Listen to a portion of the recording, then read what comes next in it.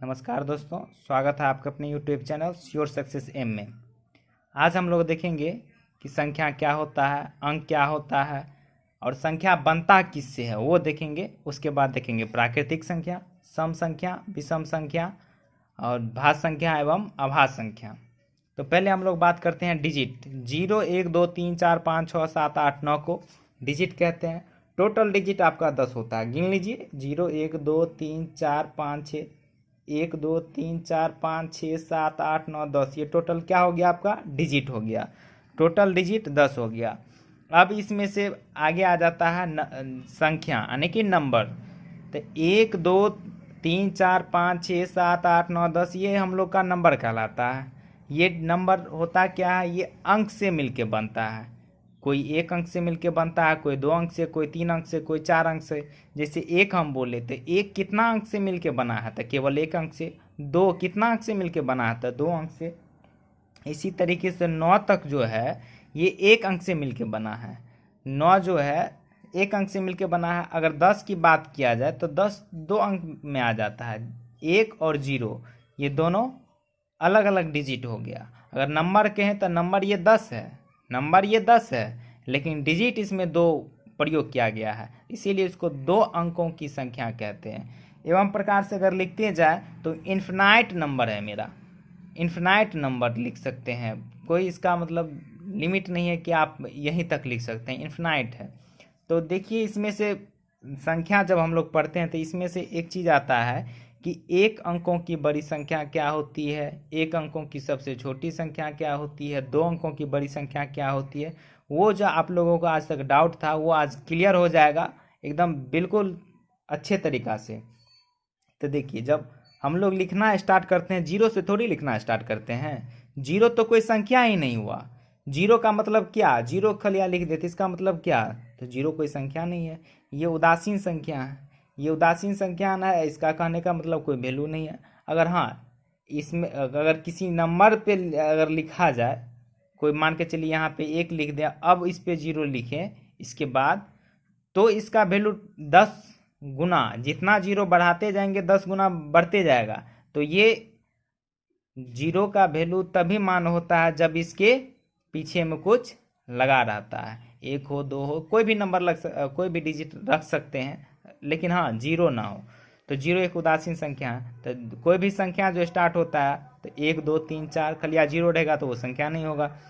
तो वो डिजिट कहलाएगा कि डिजिट है वो एक डिजिट है, लेकिन वो संख्या नहीं कहलाएगा। तो 1, 2, 3, 4, 5, 6, 7, 9, 9, 10। तो 1 जो है 1 अंकों की सबसे छोटी संख्या हो गई। इसी तरीके से अगर हम बात करते हैं तो सबसे बड़ी संख्या 1 अंकों की 9 तक आता है 1 अंक। 9 के बाद देखिए 10, 9 के बाद जैसे ही 10 आया तो 10 में 2 अंक का प्रयोग हो गया। तो ये 2 अंकों की सबसे छोटी संख्या होगी। आप खुद देख सकते हैं 9 तक तो एक संख्या था, 10 जैसे ही लिखे हैं तो इसमें 2 अंक का प्रयोग हो गया, तो ये 2 अंकों की संख्या होगी। इसी प्रकार से आगे बढ़ते बढ़ते जब देखते हैं 98, 99, तो 99 के बाद आ जाता है 100, 99 के बाद आ जाता है 100। 100 लिखने में हमको 3 अंक का जरूरत पड़ जाता है, एक ठो तो 1 और 2 ठो 0। तो इस तरीके से इसमें 3 अंक का प्रयोग हो गया। तो 3 अंक, इससे पहले तो 2 अंक चल रहा था, बड़ा बढ़िया 2 अंक का चल रहा था, उसके बाद आ जाता है 3 अंक। तो ये 2 अंक तक जो है लास्ट 2 अंक की संख्या वो 99 है। लास्ट 2 अंक की संख्या 99 है, तो ये 2 अंकों की सबसे बड़ी संख्या हो जाएगी। सबसे छोटी तो आप लोग जान ही चुके हैं कि 10 है। उसके बाद 3 अंक का स्टार्ट होता है। 3 अंक का इससे पहले कोई संख्या है? तो नहीं है। 3 अंक का इससे पहले कोई संख्या नहीं है, तो ये 3 अंकों की सबसे छोटी संख्या हो गया। इसी प्रकार से आगे बढ़ते हैं तो 999 लिखेंगे, ये 3 अंकों की सबसे बड़ी संख्या हो गई। इसी प्रकार से अगर बात करें तो 1000, इसमें 4 अंक का प्रयोग हो गया। तो इस पे 1 पे 3 0, 1000 लिखने पे 1 पर 3 0, टोटल डिजिट कितना हो गया मेरा? 4। तो 4 अंकों की इससे पहले कोई संख्या थी? नहीं थी। 3 अंक का संख्या बन रहा था।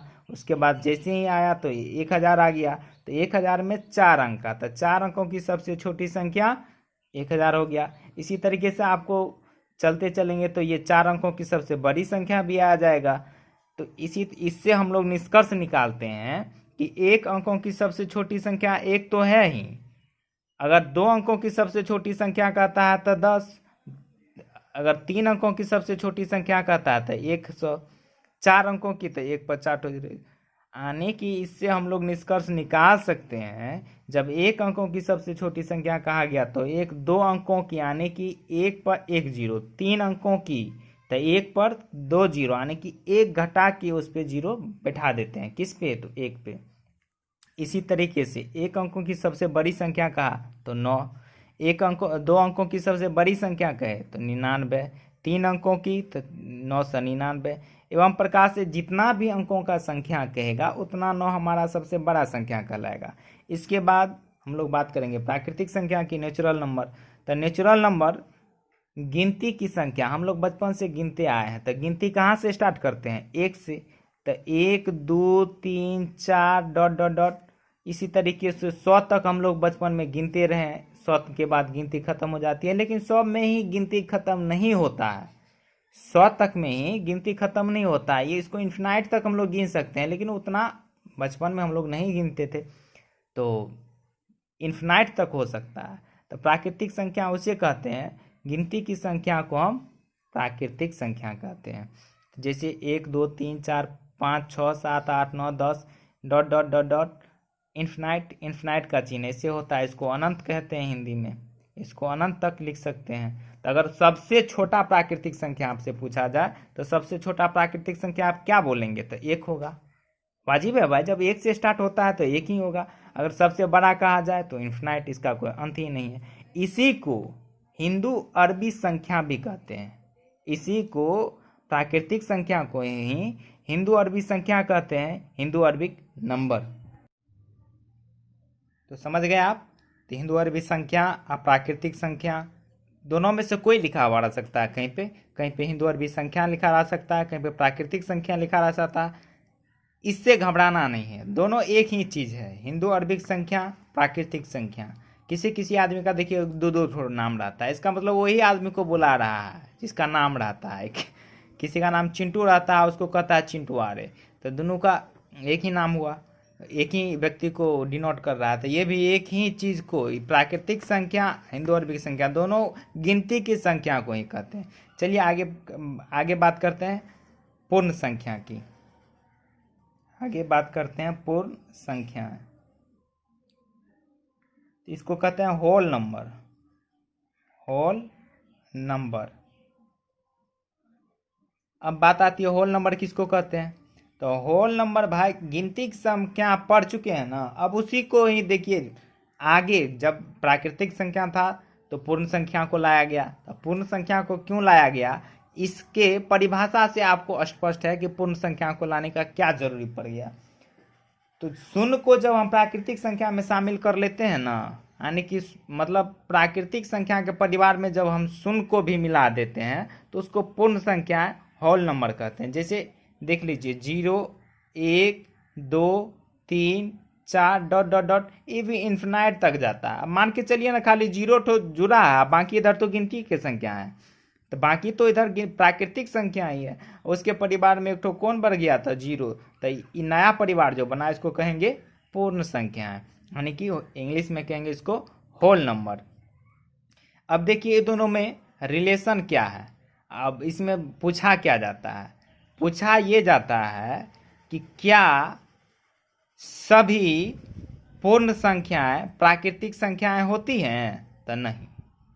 सभी तो जो है पूर्ण संख्या प्राकृतिक संख्या होती है, तो नहीं। तो 1 से लेके इन्फिनाइट तक तो होगा ही प्राकृतिक संख्या, लेकिन 0 होगा प्राकृतिक संख्या, नहीं होगा। तो ये कहीं कहीं लिखा हुआ रह जाता है कि क्या सभी पूर्ण संख्याएं प्राकृतिक संख्याएं हैं, कहीं कहीं लिखा रहता है शून्य को हटा के क्या सभी पूर्ण संख्या प्राकृतिक संख्या होती है, तो हाँ। जब कहेगा कि शून्य को हटा के तो हाँ, अगर कहेगा कि सिर्फ सभी पूर्ण संख्याएं प्राकृतिक संख्याएं होती हैं, तो नहीं। अगर कहा जाए कि सभी प्राकृतिक संख्या पूर्ण संख्या होती है, तो हाँ होती है। कि काहे कि 1 2 3 4 प्राकृतिक संख्या में होता है, 1 2 3 4 तो पूर्ण संख्या में भी होता है, इसमें एक्स्ट्रा एक 0 आ जाता है। चलिए, तो आप लोग समझ गए होंगे यहाँ तक। आगे बात करते हैं सम संख्या।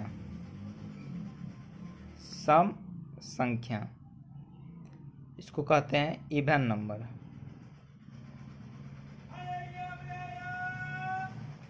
सम संख्या किसको कहते हैं भाई? तो जो दो से जो है ना पूरा पूरा कट जाए, कटने का मतलब भाग दें, शेषफल 0 आए, पूरा पूरा डिवाइड हो जाए वो, तो उसको कहेंगे सम संख्या। सम संख्या जो दो से पूरा पूरा डिवाइड हो जाए, तो जो दो से पूरा पूरा डिवाइड कौन कौन हो जाएगा? 2 होगा पूरा पूरा डिवाइड, हाँ होगा। 4 होगा 6 होगा, 8 होगा, डॉट इसी प्रकार से देखते ही पता लग जाएगा। या इसको ऐसे भी जान लीजिए, जिसके लास्ट में 0 होगा, 2 होगा, 4 होगा, 6 होगा, 8 होगा, इतना जो रहेगा अंक, जिसके लास्ट अंक इतना रहे, वो पूरा संख्या 2 से पूरा पूरा विभाजित होगा, वो संख्या पूरा पूरा विभाजित होगा, वही सम संख्या होता है भाई। जो 2 से कट गया वही सम संख्या होगा। अब एक आता है इसी से रिलेटेड विषम संख्या, इसी का चचेरा भाई है विषम संख्या। विषम संख्या किसको कहेंगे? विषम संख्या चलिए देखते हैं विषम संख्या किसको कहते हैं। इसको इंग्लिश में कहते हैं ऑड नंबर, सबसे अलग है ये, सम संख्या से अलग है, सबसे नहीं अलग है। तो ऑड नंबर किसको कहते हैं? तो ऑड नंबर देखिए, जो 2 से पूरा पूरा नहीं कटेगा तो वही ऑड, यानी कि चचेरा भाई हुआ। तो पूरा पूरा नहीं कटे तो पूरा पूरा कौन कौन नहीं कटेगा? 1 नहीं कटेगा जी, इससे पूरा पूरा भाग दे के देख लीजिए, नहीं कटेगा। 2 तो 2 से कट रहा है, तो वो तो सम संख्या में आ गया, तो विषम संख्या में कैसे आएगा? तो वो तो नहीं आ सकता। यानी कि अब छोड़ दीजिए सम संख्या को, तो विषम संख्या में क्या क्या आ जाता है? 3, 5, 6 तो नहीं हो सकता आपका, 7, 8 भी नहीं होगा, 9, यानी कि 1 छोड़ के आता चला जाएगा आपका विषम संख्या। तो सारा विषम संख्या भी समझ गए। ठीक है, अगले वीडियो में हम बात करेंगे भाज्य संख्या, अभाज्य संख्या। आई होप कि आप लोग अच्छे तरीके से समझ गए होंगे। अगर समझ गए होंगे तो लाइक करना एवं सब्सक्राइब करना ना भूलें। धन्यवाद।